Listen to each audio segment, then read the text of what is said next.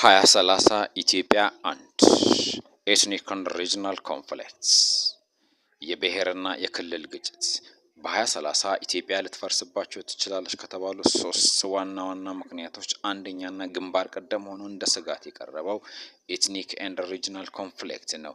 የብሔርና የክልሎች ግጭት ይላል። ኢትዮጵያ ውስጥ ከ2020 እስከ 2022 እንደ ፈረንጆቹ አቆጣጠር የብሔር ግጭት በጣም በከፍተኛ ደረጃ እየጨመረበት ነው ይላል።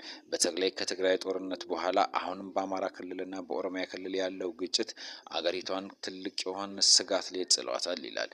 በተለይ በአማራ በኦሮሞና በትግራይ ክልል አካባቢ የሚገኙት ፉክክሮችና ግጭቶች አገሪቷን እጅግ የከፋ ከፍተኛ ዋጋ እያስከፈለ ነው ይላል። የአገሪቷን መከላከያ ሰራዊትም በጣም ከበድ ያሉ ችግሮች ውስጥ ገብቶ ኢንቮልቭ አድርገዋል ይላል። በተለይ የውጭ ኃይሎች እንደ ኤርትራን በጉዳዩ እጃቸውን ጣልቃ ማስገባቱ የአገሪቷን ሉዓላዊነትና ነጻነት የመቀጠል ጥያቄ ውስጥ ያስገባል ይላል። እነዚህ ግጭቶች ከቀጠሉ ደግሞ አገሪቷ በከፊል ራስ ገዝ የሆኑ ወይንም ደግሞ ተገንጣይ ክልሎችን በብዛት ሊኖሯት ይችላል። ይሄ ደግሞ 2030ን የመሻገር አቅሟን ጥያቄ ምልክት ውስጥ ሊከተው ይችላል ይላል። ጎርክ ስሪ ቤታ ይዞት የወጣው ሲአይኤን እና ሌሎች ጥናቶችን እንደዋቢ አድርጎ ያቀረበው ሪፖርት